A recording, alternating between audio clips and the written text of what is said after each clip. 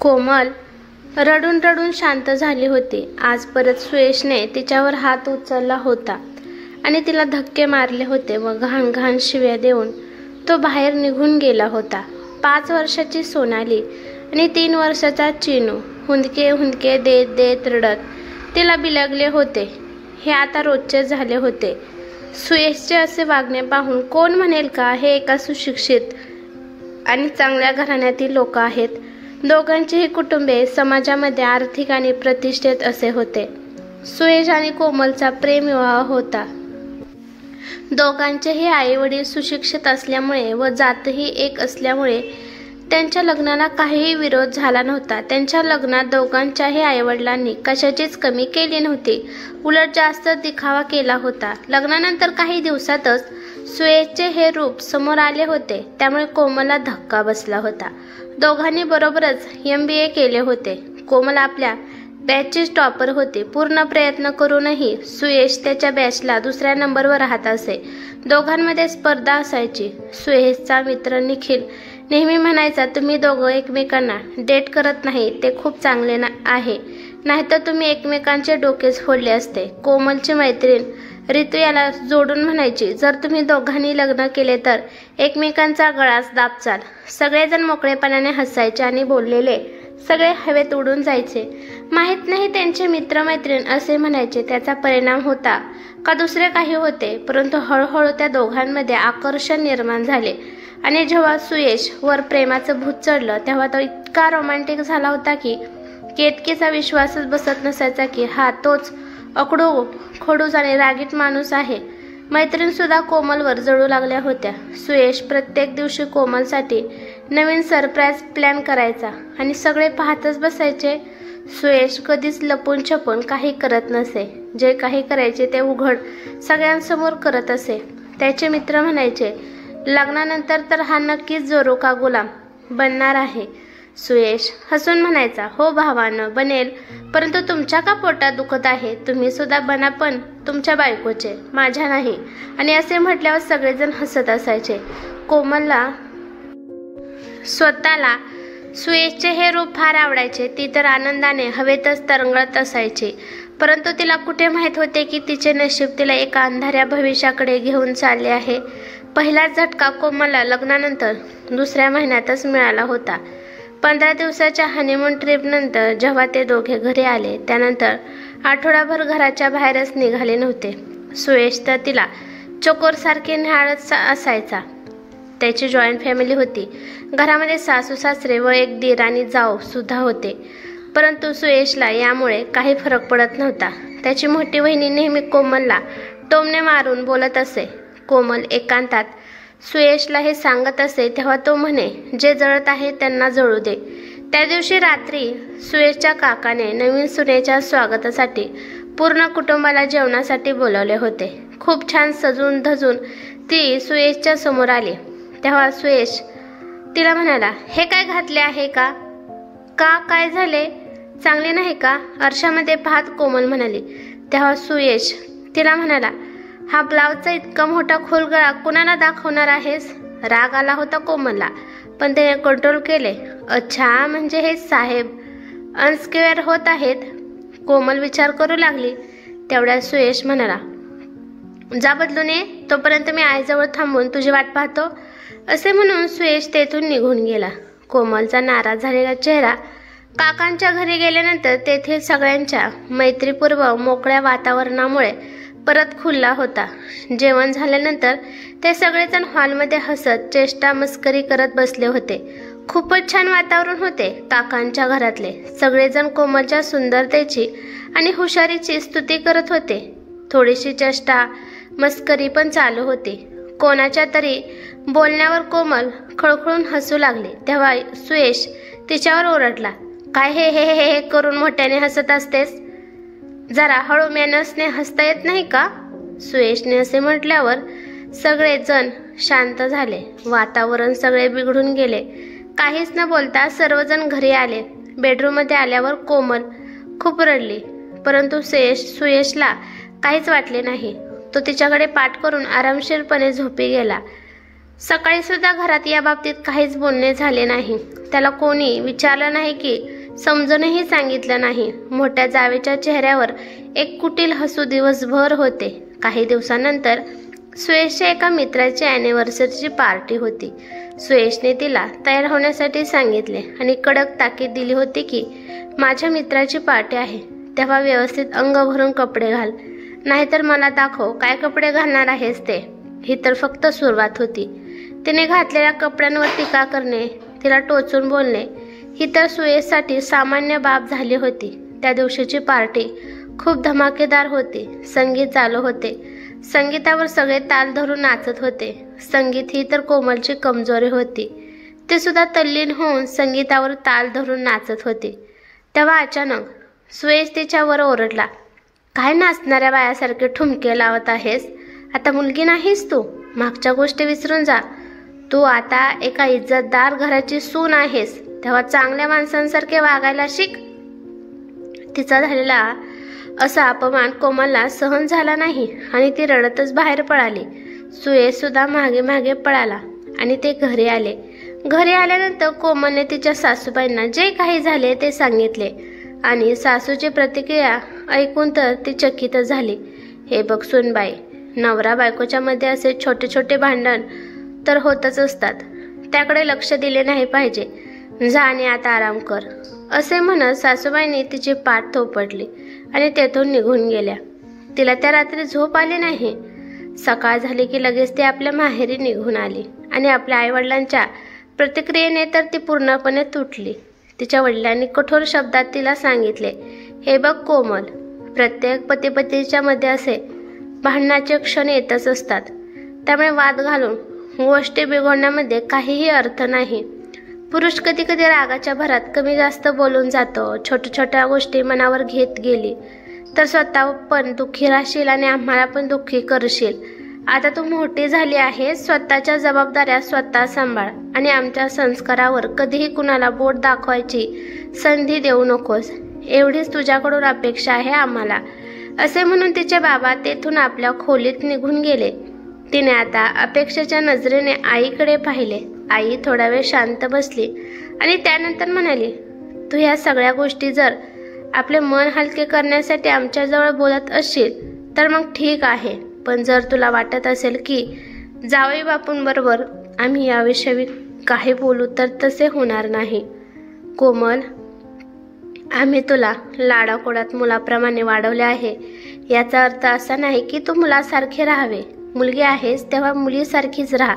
मुलींना थोडे दाबून राहावे लागते, सहन करावे लागते, तेव्हा कुठे संसाराची गाडी व्यवस्थित रुळावर चालते. परंतु आई, माझा सारखा अपमान करण्याचा अधिकार सुयशला नाहीये. कोमल, तू स्वतः पाहिलेच आहे की तुझे बाबा सुद्धा मला किती वेळा काय काय म्हणत असतात, पण त्यामुळे मी त्यांची तक्रार घेऊन कधी माहेरी जाते का? नाही ना. परंतु आई, मी त्या घरात माझा अपमान सहन करू शकत नाही. कोमल, हे लग्न तुझ्या पसंतीने आणि इच्छेने झाले आहे. तुझ्या आनंदासाठी आम्ही हे लग्न लावून दिले आहे. आता याला निभावणे तुझी जबाबदारी आहे. अजून आम्हाला तुझ्या दोन्ही बहिणींचे लग्न करायचे आहेत. जर मोठ्या बहिणीचा असा घटस्फोट झाला तर त्यांच्या लग्नामध्ये अडचणी निर्माण होऊ शकतात. त्यामुळे 2-4 दिवस आरामात माहेरी राहा आणि त्यानंतर मात्र सासरी निघून जा. तेच तुझे घर आहे. रात्र खूप झाली आहे, तेव्हा आता जाऊन झोप, असे म्हणून आई तेथून निघून गेली. बिचारी कोमल एकटी पडली होती आणि तिला समजून घेत नव्हते. संध्याकाळी ऑफिसमधून येताना सुयश तिच्या माहेरी आला. काहीही न बोलता कोमल त्याच्याबरोबर सासरी गेली. अपमानित होण्याचा सिलसिला तर चालूच होता. आता मात्र तिला आपण स्वतः घेतलेल्या लग्नाच्या निर्णयावर खूप मोठा पश्चाताप होत होता. आपल्याकडून खूप मोठी चूक झाली आहे हे तिच्या लक्षात आले होते आणि त्यात तिने अजून दुसरी एक चूक केली होती. हनीमूनवरून आल्यानंतर भावनेच्या भरात तिने नोकरीचा राजीनामा दिला होता. कारण सुयश तिला म्हणाला होता, ज्याने मन तू दुसऱ्या शहरामध्ये नोकरी करू लागलीस तर मी तुझ्या वियोगानेच मरून जाईल. 1-2 वर्ष असेच एकमेकांच्या सहवासात घालवू, त्यानंतर तुझी इच्छा असेल तर तू नोकरी कर. तू तर टॉपर आहेस, त्यामुळे तुला कधीही नोकरी मिळेल. विचार करत करत तिला कधी झोप लागली कळलेच नाही. दुसऱ्या दिवशी सकाळी उठल्यानंतर तिला जरा चक्कर आल्यासारखे झाले. तिला वाटले स्ट्रेसमुळे तसे होत आहे, परंतु सासूबाईंच्या अनुभवी डोळ्यांना बहुतेक सगळे समजले होते. त्यांनी तिला डॉक्टरकडे नेले आणि तपासणी केल्यानंतर त्या अतिशय आनंदातच घरी आल्या. लग्नाला 1 वर्ष होण्याच्या अगोदरच सोनू तिच्या कुशीमध्ये खेळत होती आणि त्यानंतर लगेच 1 वर्षाने तिने मुलाला जन्म दिला होता. 2 मुलींची आई असलेली तिची जाऊ तिच्यावर जळत होती, त्यामुळे तिला छोट्या छोट्या गोष्टीवरून टोमणे मारत बोलत असे. परंतु कोमलला मुलगा असल्यामुळे सासू तिची बाजू घेत होती. परंतु बाळाची आई झाल्यामुळे तिला आता नोकरी करण्याची परवानगी या घरात नव्हती. सुयश तर आता दारू पिऊ लागला होता. सगळ्यांसमोर तिचा अपमान करणे हे तर आता रोजचे झाले होते.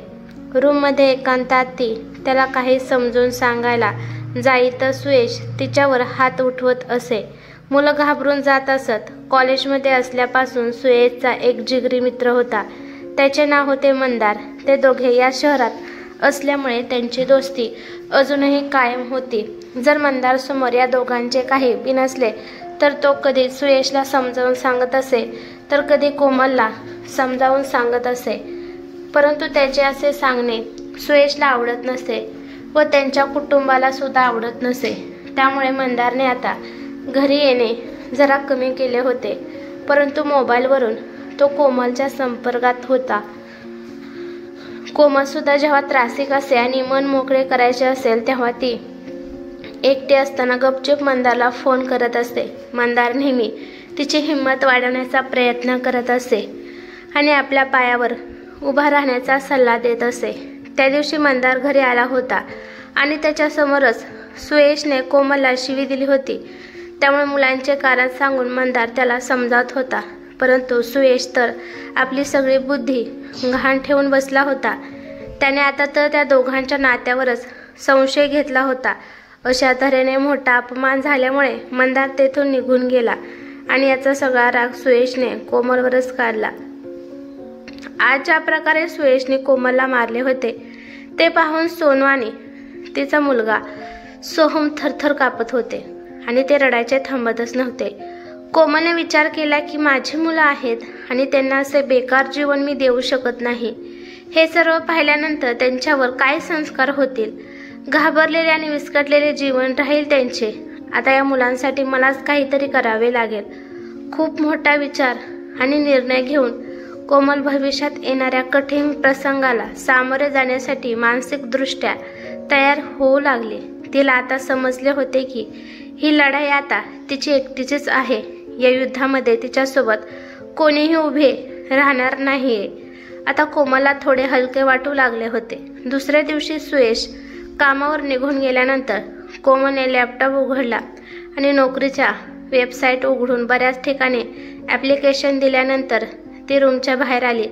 2 दिवस झाले तरी तिला नोकरीसाठी अजून कॉल आला नव्हता.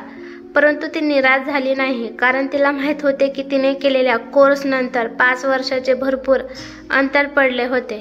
त्यामुळे जरा मुश्किलीने का होईना पण नोकरी मिळेलच अशी तिला आशा वाटली आणि तिला विश्वास होता की तिची योग्यता पाहून तिला नक्कीच नोकरी मिळेल. परंतु आपण जसा विचार करतो तसे नेहमीच कुठे होते. कोमलला नोकरी लागण्या अगोदरच सुयशने तिच्या हातात घटस्फोटाचे पेपर दिले आणि दुसरा धक्का तर अजून असा होता की सुयशने कोर्टातून मुलांची कस्टडी आपल्याजवळ मागितली होती आणि याचे कारण त्याने कोमल बेरोजगार आहे असे दिले होते. आता मात्र कोमलच्या पायाखालची जमीनच सरकली. परंतु कोमलने रडण्या ओरडण्याशिवाय पुढच्या मार्गाने रणनीती करणे पसंत केले. तिला कोणाकडूनही सहारा मिळण्याची अपेक्षा नव्हती. फक्त तिच्या आयुष्यात एकच व्यक्ती असा होता की ती त्याला मदत मागू शकत होती. तिने मंदारला फोन लावला आणि तिची सर्व परिस्थिती जाणून घेतल्यानंतर मंदारने तिला भाड्याचे घर घेऊन राहण्याचा सल्ला दिला. सुयश घरी येण्या अगोदरच कोमल आपल्या दोन्ही मुलांना घेऊन घरातून निघून गेले. मंदार तिच्या विश्वासाच्या पात्रतेचा होता आणि तो तिला मदत करणार याची खात्री तिला होती. मंदारने तिला त्याच्या एका ओळखीच्या ठिकाणी पेईंग गेस्ट म्हणून राहण्याची सध्याची सोय केली. मंदारने तिला माहेरी जाण्याचा सल्ला दिला होता, परंतु कोमलने त्याला असे सांगून नकार दिला की ही माझी लढाई आहे, त्यामुळे मला त्यांना त्रास द्यायचा नाही. संध्याकाळी सुयश जेव्हा ऑफिसमधून घरी आला तर ह्या घटनेला पाहून पूर्णपणे हताश झाला. घरातल्या लोकांवर ओरडला, तुम्ही तिला थांबवले का नाही? ती अशा प्रकारे माझ्या मुलांना घेऊन जाऊ शकत नाही. तेव्हा त्याचे घरचे त्याला म्हणाले, आम्हाला वाटले की या बाबतीत तुमच्या दोघांचे बोलणे झाले आहे. वहिनीने तोंड वाकडे करून सांगितले. तो आपल्या रूममध्ये आला. त्याच्यावर एवढे मोठे संकट आले होते, परंतु कुटुंबातले कोणीही त्याच्याजवळ त्याचे सांत्वन करण्यासाठी आले नाही की कोणाला त्याची दया आली नाही. त्याला समजले होते की ज्या कुटुंबावर कोमल प्रेम करत होती त्या लोकांना कोमल या घरातून गेली म्हणून काहीच वाटले नव्हते. अर्ध्या रात्री सुयशला भूक लागली होती. तो उठून डायनिंग टेबलकडे आला तर त्याने पाहिले की टेबलवरती 2 चपात्या आणि भाजी झाकून ठेवले होते. तेच खाऊन तो परत झोपायला गेला. कोमल असती तर त्याच्या जेवणाची काळजी घेऊन त्याला जेवण गरम करून वाढले असते. दुसऱ्या दिवशी सकाळी घरात सगळे सामान्य वातावरण होते. जेव्हा तो बाहेर जाऊ लागला तेव्हा आईने विचारले, कोमलशी काही बोलणे झाले का? सुयश म्हणाला, नाही, स्वतःच गेली आहे तर स्वतःच परत येईल. काळजी करण्याची कुणालाही काही गरज नाही. रागामध्ये सुयश बोलला आणि म्हटला, हे घटस्फोटाचे पेपर आहेत, तिची अक्कल ठिकाणावर येईल, तुम्ही पाहत राहा. असे म्हणून सुयश बाहेर निघून गेला. असेच दिवस पुढे चालले होते. 1 महिना झाला. असे करत करत पूर्ण 1 वर्ष गेले, परंतु कोमल काही परत आली नाही. कधी तिचा फोन सुद्धा आला नाही. सुयशने सुद्धा आपल्या आकडू स्वभावामुळे तिला कधी फोन केला नाही, परंतु या काळात त्याला कोमलची कमी मात्र खूप जाणवत होती. या अशा विस्कटलेल्या वातावरणामुळे त्याच्या कामात लक्ष लागत नव्हते. व्यवस्थित काम करत नसल्यामुळे प्रायव्हेट कंपनी त्याला नोकरीवरून कसे ठेवणार? कंपनीने त्याला नोकरीतून काढून टाकले. आता तो बेरोजगार झाला होता आणि असा बेरोजगार दीर त्याच्या बहिणीवर ओझं बनला होता. तीच वहिनी जी त्याच्यासोबत त्याच्या बायकोला टोमणे मारत असायची आणि तीच वहिनी आता सुयशला टोमणे मारत असायची की जो आपल्या बायकोचा आणि मुलांचा झाला नाही तो आता कुणाचा कसा काय होणार? आपल्याच घरात त्याची स्थिती अनोळखी पाहण्यासारखी झाली होती. आता त्याला आपल्या जीवनातील कोमलचे महत्त्व समजू लागले होते. आता तो मानसिकरित्या कोमलला भेटण्यासाठी स्वतःला तयार करत होता. तेवढ्यात त्याच्याकडे पोस्टाने कोर्टने हस्तलिखित केलेला घटस्फोटाचा कागद आला होता आणि सोबतच कोमलने मुलांच्या कस्टडीचा दावा सुद्धा ठोकला होता. कारण ती आता बेरोजगार नव्हती, तर ती एका मोठ्या कंपनीची HR हेड होती. या प्रकारे तिने आपल्या पतीला धडा शिकवला होता. तर कशी वाटली आजची कथा? कमेंट करून नक्कीच सांगा. कथेला लाईक करा आणि चॅनलवरती नवीन असाल तर सबस्क्राईब करायला विसरू नका. धन्यवाद.